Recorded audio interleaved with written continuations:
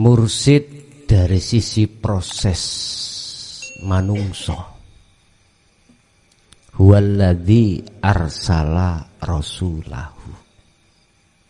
Disebut sebagai orang yang diutus Allah untuk membawa hidayah dan dinul haq. Pertama sesama manusia yo menungso kuwi. Iki proses lho Pak. Si proses. Siapa yang dimaksud mursid yang membawa dinul haq itu adalah dia sesama manusia yang hanya membimbing hati pada Allah. Yes. Ketika ajaran itu disampaikan, otomatis mendapatkan satu kefahaman. Mesti mursid wujud menungso. Iku merentahke untuk berangkat nang Allah. Berangkatnya itu disebut uzlah, ada mengatakan zuhud, ada yang mengatakan khalwat, hijrah, monggo kersa.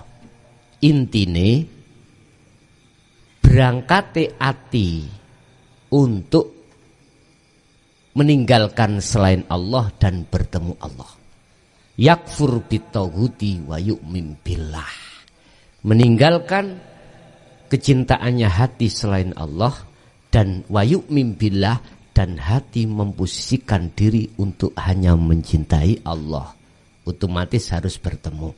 Lah, ketika si murid sampean kali kula melakukan uzlah, tetap iki tidak lepas dari mursid. Tetapi ini yang jarang difahami banyak manusia. Kebanyakan iku duweni pemahaman ngeten. Ketika laku uzlah, iku mursid manungso iku ngeterno nunggoki sampai tekan nggon. Lah ngaten nggih. Kadang-kadang waktu zikir dipedui. Siapa yang mengaku-ngaku dirinya sebagai mursid pada waktu murid iku melakukan uzlah walaupun mendo dirinya, dia ngaku-ngaku saya mursid yang mengantar hak, wallahi itu dolalah, sesat. Bukan. Loh, terus metnya dari mana? Wong tadi katanya selalu dikawal oleh mursid. Lah iki ganti Pak Mursidi.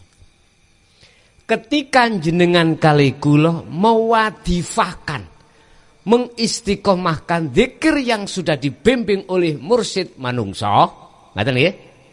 Maka Allah menurunkan waridnya di dalam hati panjenengan. Itulah mursyid dari sisi malaikat. Warid minallah itu adalah malaikat yang diperintahkan Allah untuk masuk di dalam negarane ati si kawula, yang kawula ini telah mewadifahkan zikir. Berarti yang tidak mewadifahkan zikir, tidak mengenal zikir, Allah tidak akan mendatangkan waridnya. Paham nggih? Apa visi dan misinya warid? Pertama, mengusir penjajayati yang disebut hawa nafsu. Karena hawa nafsu itu jajah, Pak. Lah, jenengan tanda kalau dijajah itu hati ini bergantung terhadap kesenangan dunia sehingga nggak rumus bahwasanya kesenangan duniawinya itu adalah galanya. Sampai orang Inggris ngomong the time is money. Niki nek cara hakikate aku telah menuhankan uang. Loh, inilah yang dimaksud nafi di dalam la ilaha. Amar nafi, perintah untuk menghilangkan Tuhan-Tuhan iku di dalam hati. Iku nafi, la isbate ilallah engko. Lah, iki warid bisa jadi dia mendo-mendo gurune mursite cara manungso. Ning sejatine guru manungso itu hanya menghantarkan lewat doa pendekatan diri pada Allah supaya kita sebagai murid itu selalu dinaungi hidayah Allah Subhanahu wa taala. Hanya itu. Wis.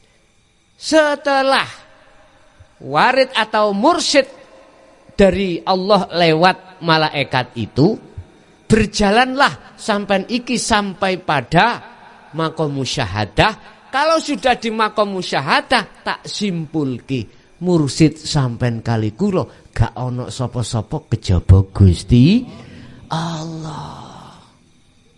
Iki nek wis tekan musyahadah yo, tekan ahad lho. Sehingga kita sebagai murid melihat guru itu tidak melihat makhluknya tapi melihat Allah. Melihat malaikat warid tidak melihat makhluknya tapi melihat Allah. Kan sudah disebutkan subhana maha suci sapa alladzi hidup asra kang nglakokake sapa alladzi bi abdihi kelawan kawulane alladzi berarti Allah. Jelas nggih? Iki nek kalau sudah duduk di ahad atau sudah di maqam musyahadah wis iki status daripada mursyid.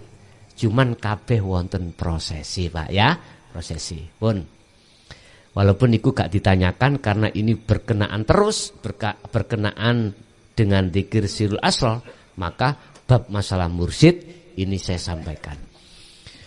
Pertanyaan yang pertama tentang dzikir atau sebagai kunci kemusyahadah kami sebut sebagai sirul asrar. Niku dzikir yang bagaimana? Bila ismin wa kalamin wa suwarin. Zikir yang tidak pakai, sudah tidak menyebut nama, tidak berkalam, juga tidak bersuara.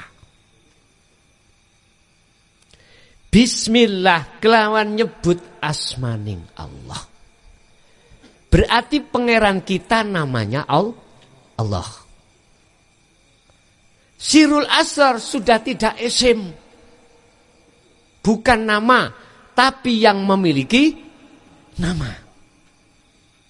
Jadi sirul asrar itu tidak berucap Allah, baik di lesan maupun di hati. Makanya saya katakan di dalam sirul asrar itu ada 3 tahap, 3 pintu. Pintu pertama disebut syu'arul basirah. Basirah itu hati. Syu'ar tidak nyun sewu, di dalam ruh, di dalam hati itu ada hati lagi yang kami sebut sebagai iman. Orang Jawa ngarani rasa. Kejawen ngomong zikir rasa. Terus prakteki kados pundi? Syu'arul basirah itu ngeten Pak. Secara hati terkait hati pertama iki diem atau tidak terserah. Lesan diem atau tidak terserah. Tapi hati kedua yang kami sebut sebagai imanul haq, rasa ini harus hidup. Artinya harus hidup, harus praktek. Prakteki apa? Ati sampean kudu ngerasake. Meyakini, menyadari bahwasanya hidup itu hakikati wujudnya Allah. Pun iki modal pertama. Hidup baik yang ada pada diri kita maupun di luar kita, yang namanya hidup iku hakikatnya wujudnya Allah. Dalam bahasa Quran wujudnya Allah itu disebut alladzi. Subhana maha suci sopo alladzi. Hidup zat. Bukan Allah, bukan ngomong Allah. Asra kang nglakokake, yang memperjalankan sopo hidup bi abdihi, dengan hambanya yang namanya Muhammad. Subhanalladzi asra bi abdihi lailan ing dalem waktu wengi. Mboten ngomong Allah, tapi Qur'ane ngomong Allah alladzi, hidup. Lah sekarang sampean kantun menuangkan iman sampean dalam hidup. Bisakah hati sampean iku, adakah hati sampean di dalam hati sampean itu yang disebut iman itu sudah bekerja? Bekerjanya iman itu meyakini, merasa dan meyakini sama. Hidup yang ada pada nafas keluar, jantung berdenyut, darah mengalir, ginjal berfungsi, rambut tumbuh, mata melihat, telinga mendengar, mulut bicara, apapun. Kalau hatimu sudah yakin itu wujudi Allah, berarti syu'arul basirah sudah berjalan. Biasanya Pak, masyayikh dulu ngembangno iman sing kados syu'arul basirah iki didorong ambek ati yang pertama ngucap Allah, Allah. Ada yang mengatakan urip, urip. Ada yang ada yang seperti itu. Dan itu tidak dilarang. Wis tergantung mursite ndeleh sing model ya napa. Terserah. Yang jelas makhluk syahidnya itu dibawakan oleh mursyid itu yang kami sebut sebagai praktek dzikir sirul asrar. Lah tujuan sampan iki merasakan adanya hidup itu sesungguhnya Allah, meyakini bahwasanya hidup itu Allah. Tujuannya itu untuk membunuh rasa dalam hati hidup sebab dihidupi Allah.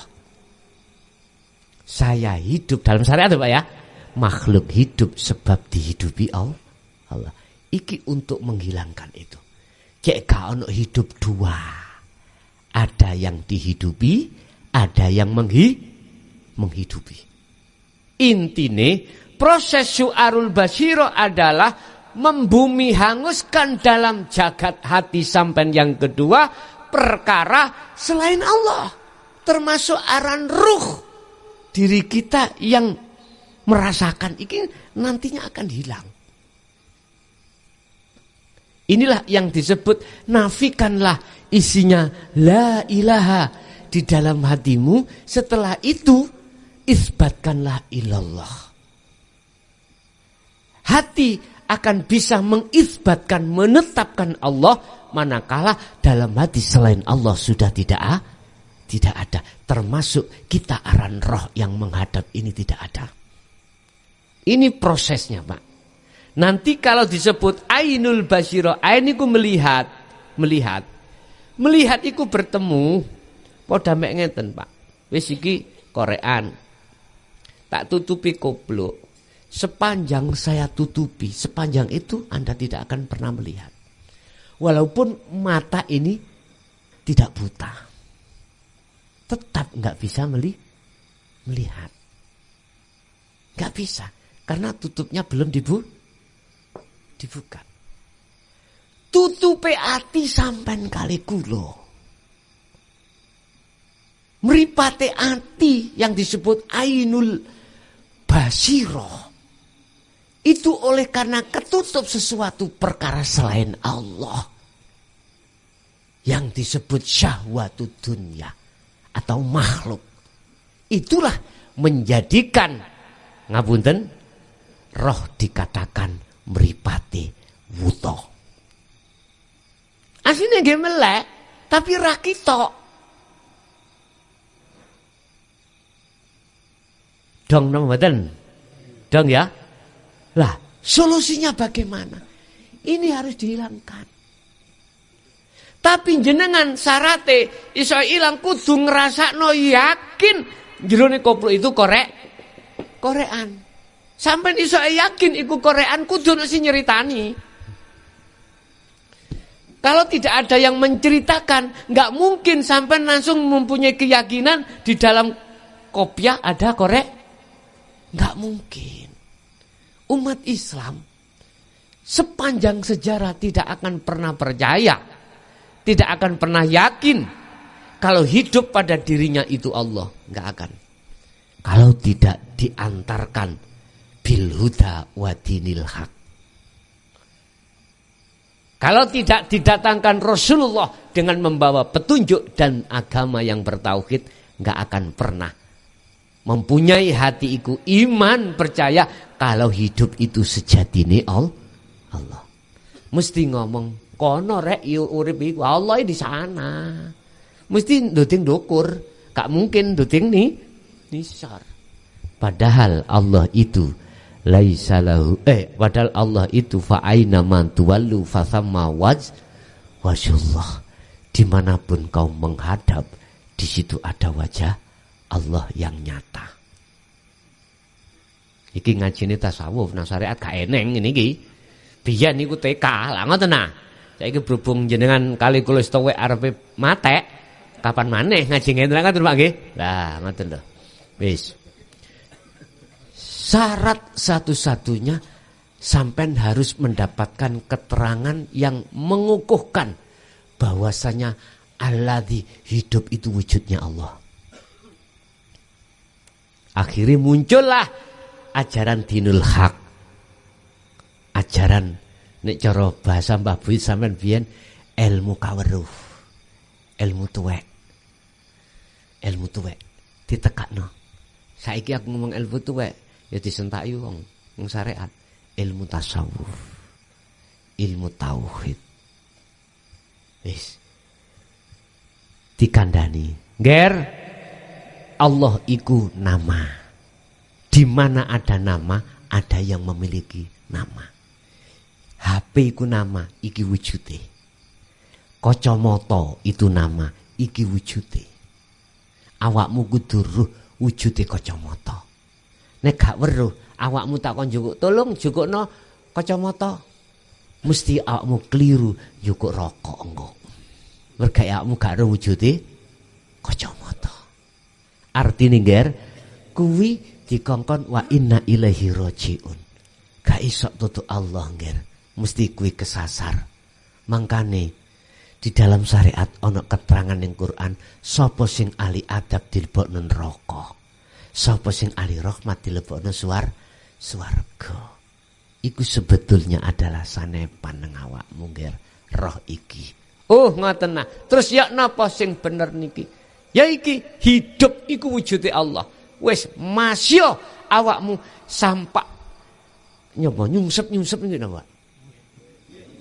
Nyungsep lakonono. Lah jungkel soro ya apa? Lakonono. Akhirnya Bapak Ibu, nek wis atiku yakin hidup iku Allah, sama halnya saya ibaratkan aku sudah dikabari son muklason jerone kopiah iku ana korean. Nggih. Krana sing ngandani aku duwe sifat papat, Pak. Siji fatona, amanah, tablek, sidik.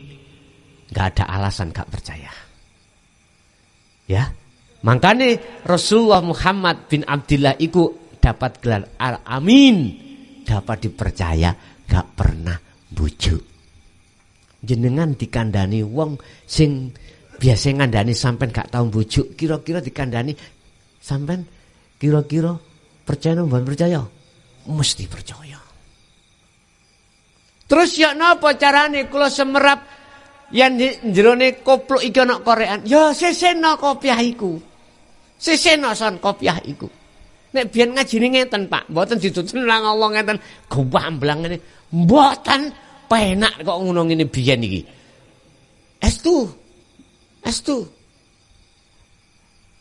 Bapak Ibu hadirin, dengan modal syu'arul basyirah tadi dikongkon nutukno ainul basyirah. Pintu kedua, ain iku melihat iku ketemu. Melihat satu paket dan ketemu. Wis. Sampean kali kula bukti hati sering merasakan dan yakin semuanya itu Allah, maka dengan sendirinya akan dilogrokno tutupi hati mangpa. Makanya tadi saya mengatakan fattabi'uni, kalau kamu mengikuti aku. Padahal kalimat jikalau kau mengikuti aku disingitno ning Quran iku. Kan ayat ini. Kul in kuntum tuhibbunallaha fattabi'uni. Syarate iku mang disingitno. Jawabe diduduhno. Rupa apa? Yuhibbukumullah. Bila mana kau mengikuti aku, niki disingitno niki. Disingitno. Maka yuhibbukumullah. Allah pasti akan mencintaimu. Kawula sing dicintai Allah berarti kekasih, Pak. Sing dicintai iku hanya kekasih. Akhirnya jenengan kali kula disuruh untuk selalu zikron kathiron. Eling sadar yen kabeh persoalan iku Allah. Prakteknya napa? Setiap kali apa jenengan iki didepne Allah, apa wae wis gunakno syu'arul basyirah sampean mang. Dengan begitu akan legrek, logrok, nek wis logrok sedaya. Ya niki sing dadekno hakikate menjadikan sirik ning ati kula. Pun nek wis diilangi ngeten ainul basyirah. Saya bisa melihat wujudnya korean. Nek wis ndelok wujud korean ngene iki. Pertama detik-detik masih ada dua. Seakan-akan ada dua. Ada yang melihat, ada yang dilihat. Ada yang menghadap, ada yang dihadap. Adanya roh, adanya Allah. Koyok-koyok. Makanya ditutupno hakul basiro menyatakan. Nyatane ini sama ndak dengan kabar sing kula gawa berita mang. Kula sampean kandhani son jero koplok iku korean. Mbasa tak buktikno wujude memang korean. Kira-kira kita bisa enggak mengatakan, oh ini jemblem. Sakit mboten? Mboten sakit. Artinya hati kalau sudah kefanaan betul-betul selain Allah, gak mungkin sampean iku mang ngomong oh sing tau syai mukhlason. Bahasa hati mesti ngomong Allah. Dijawab di dalam surah At-Taha ayat 14. Innani anallah la ilaha illa ana. Yang terjadi dalam hati sampean gemuruh. Ingsun Allah. Bukan ingsun makhluk lho nggih. Ingsun Allah. Niku wau nek surat At-Taha niku proses perjalanan Nabi Musa, Pak. Dipanggil Allah untuk menghadap. Lah niki mengke nek wis tutuk hakul basyirah panjenengan iki ati sampean wis gak ana sapa-sapa. Aja maneh perkara sak liya sampean wong sampean wis gak ana kok.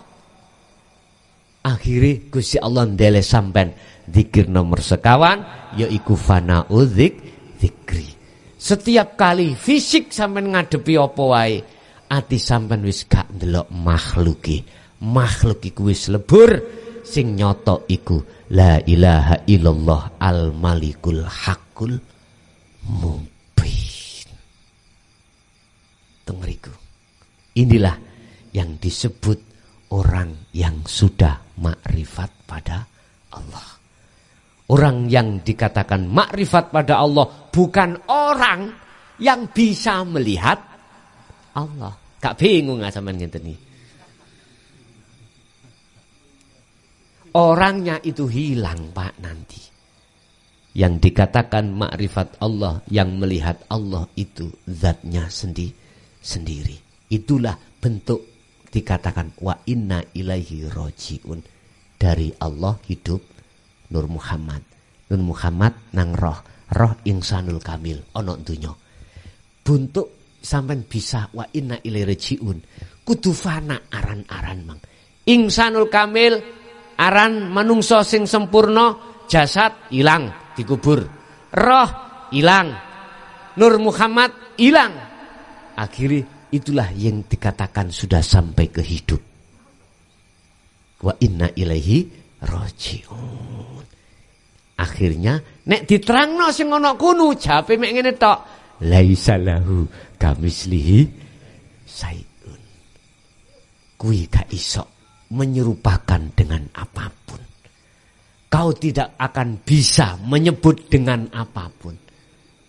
Tapi hatimu pasti itulah al-haq. Paham Pak nggih? Lah, bisanya hati saya sampai pada klimaks seperti itu bagaimana? Lah ngoten nggih. Ini yang harus kita tanyakan dan kita temukan jawabannya. Tadi saya katakan, iki sasi Rajab, Pak. Di situ ada bulan-bulan tertentu. Ada bulan yang bersejarah.